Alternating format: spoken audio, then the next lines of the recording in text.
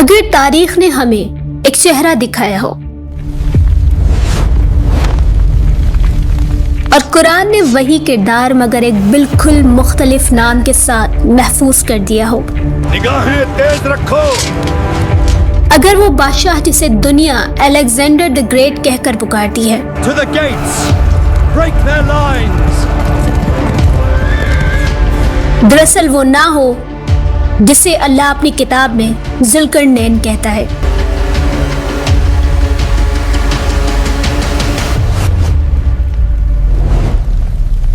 تو پھر ہم صدیوں سے کس کو مانتے آ رہے ہیں؟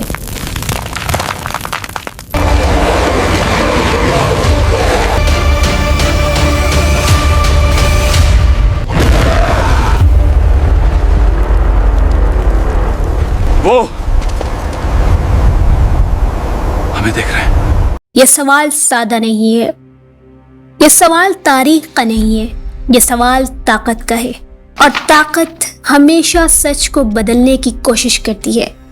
آج انٹرنیٹ پر تمہیں یا تو ایک جذباتی کہانی ملے گی، یا ایک آدھی تحقیق، یا پھر ایک ایسا بیانیہ جو پہلے سے طے شدہ نتیجے کی طرف دھکیلتا ہے، مگر آج ہم نتیجہ نہیں دیں گے، ہم وہ سب کھولیں گے جو عام طور پر بند رکھا جاتا ہے۔ قرآن کی وہ آیات جن میں ایک بادشاہ کا ذکر ہے جو طاقت پا کر بھی سرکش نہیں ہوا، تاریخ کے وہ صفحات جو سکندر کی شخصیت کو سوالوں کے کٹہرے میں کھڑا کرتے ہیں، اور وہ خوفناک نام جس کا ذکر آتے ہی قیامت کا تصور ذہن میں جاگ اٹھتا ہے، یاجوج اور ماجوج، ذوالقرنین اور وہ دیوار جو ابھی ٹوٹی نہیں مگر ٹوٹنے کا وعدہ رکھتی ہے۔ جب قرآن ذوالقرنین کا ذکر کرتا ہے تو سب سے پہلے ایک بات واضح کرتا ہے، یہ کوئی عام بادشاہ نہیں تھا، یہ وہ شخص تھا جسے طاقت بھی ملی، علم بھی ملا اور راستے بھی دکھائے گئے۔ یعنی وہ صرف فتوحات کرنے والا نہیں تھا بلکہ حالات کو سمجھنے والا حکمران تھا۔ قرآن یہ بھی نہیں بتاتا کہ ذوالقرنین کا اصل نام کیا تھا، وہ کہاں پیدا ہوا، یا اس کی حکومت کتنے سال تک رہی۔ یہ جان بوجھ کر کیا گیا ہے کیونکہ یہاں مقصد تاریخ کی کتاب لکھنا نہیں بلکہ ایک کردار پیش کرنا ہے، ایسا کردار جسے طاقت ملی مگر وہ طاقت اس کے سر پر سوار نہیں ہوئی۔ یہی وجہ ہے کہ ذوالقرنین کو سکندر اعظم کے ساتھ جوڑنے پر اختلاف پیدا ہوتا ہے۔ تاریخ ہمیں بتاتی ہے کہ سکندر ایک عظیم فاتح تھا، مگر اس کی تاریخ میں شراب نوشی، خود کو دیوتا سمجھنا اور ظلم کے کئی واقعات بھی پائے جاتے ہیں، جبکہ قرآن کا ذوالقرنین اللہ کو ماننے والا ہے، آخرت پر یقین رکھتا ہے اور ہر فیصلے سے پہلے انصاف کو ترجیح دیتا ہے۔ اسی لیے بہت سے محققین کہتے ہیں کہ ذوالقرنین کوئی اور شخصیت ہو سکتا ہے، ممکن ہے کہ فارسی بادشاہ کوریشس اعظم یا کوئی ایسا حکمران جس کا نام تاریخ کے شور میں دب گیا ہے، لیکن قرآن کا فوکس نام پر نہیں ہے بلکہ عمل پر ہے۔ ذوالقرنین جب مختلف علاقوں کا سفر کرتا ہے تو وہ ہر جگہ ایک ایسی اصول اپناتا ہے، جہاں ظلم دیکھتا ہے وہاں قانون نافذ کرتا ہے، اور جہاں کمزور لوگ ملتے ہیں وہاں ان کی حفاظت کرتا ہے، اور جہاں لوگ اسے خدا بنانے لگتے ہیں وہاں لوگ کو خود صرف ایک بندہ کہتا ہے۔ یہی وہ مقام ہے جہاں ذوالقرنین کی کہانی عام فتوحات سے الگ ہو جاتی ہے۔ پھر قرآن ایک ایسے واقعے کا ذکر کرتا ہے جو صرف ماضی نہیں بلکہ مستقبل سے بھی جڑا ہوا ہے۔ اے عظیم رہنما، ہم دور دراز پہاڑوں کے درمیان رہنے والی ایک کمزور قوم ہیں۔ ہر سال، ہر موسم یاجوج اور مجوج ہم پر حملہ کرتے ہیں، وہ ہماری فصلوں کو کچل دیتے ہیں، ہمارے جانور زندہ نہیں رہتے، ہمارے بچوں کے لیے کچھ نہیں بچتا۔ ذوالقرنین ایک ایسی قوم تک پہنچتا ہے جو مشکل سے بات سمجھ پاتی ہے۔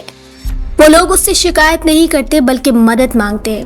وہ کہتے ہیں کہ یاجوج اور ماجوج زمین میں فساد پھیلاتے ہیں، ہماری زندگیاں برباد کر دیتے ہیں اور ہم ان کا مقابلہ نہیں کر سکتے۔ یہاں اکثر لوگ ایک بڑی غلطی کرتے ہیں، یاجوج اور ماجوج کو فلموں کے دیو مونسٹرز یا خیالی مخلوق بنا دیا جاتا ہے، حالانکہ قرآن انہیں انسانوں کے طور پر بیان کرتا ہے، ایسے انسان جن کی تعداد بہت زیادہ ہے، جن کی طاقت بے قابو ہے اور جن کے پاس روک ٹوک کا کوئی نظام ہی نہیں ہے۔ ذوالقرنین ان کے لیے کوئی فوج نہیں بھیجتا، کوئی جادو نہیں کرتا، وہ عقل استعمال کرتا ہے اور لوہے کے ٹکڑے منگواتا ہے، انہیں ایک قدرتی درے میں لگواتا ہے، پھر اس پر پگھلا ہوا تانبا ڈال دیتا ہے۔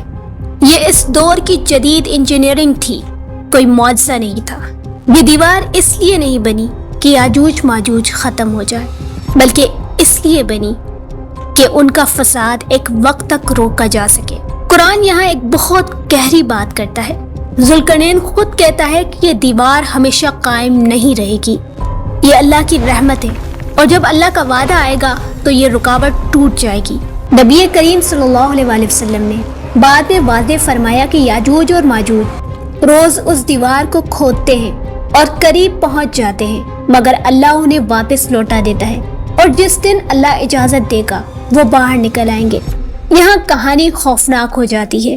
یاجوج اور ماجوج جب نکلیں گے تو وہ کسی ایک ملک یا قوم پر حملہ نہیں کریں گے، وہ پوری زمین پر پھیل جائیں گے، زمین کے ذخائر ختم کر دیں گے، فصلیں تباہ کر دیں گے، اور انسانیت کو اس مقام پر لے آئیں گے جہاں طاقت، ٹیکنالوجی اور فوج سب بیکار ہو جائے گا۔ حدیث میں آتا ہے کہ لوگ پہاڑوں میں پناہ لیں گے، دعا کے سوا کوئی راستہ نہیں بچے گا، اور پھر اللہ ایک ایسا سبب پیدا کرے گا جس سے یاجوج ماجوج ایک ہی وقت میں ختم ہو جائیں گے۔ ذوالقرنین کی کہانی ہمیں یہ نہیں سکھاتی کہ دیوار کہاں ہے، یہ ہمیں یہ سکھاتی ہے کہ طاقت اگر ایمان کے ساتھ ہو تو رحمت بن جاتی ہے، اور اگر ایمان کے بغیر ہو تو یاجوج ماجوج جیسی تباہی پیدا کرتی ہے۔ اور شاید یہی ایک وجہ ہے قرآن نے اس کہانی کو آخر تک ایک راز رکھا ہے۔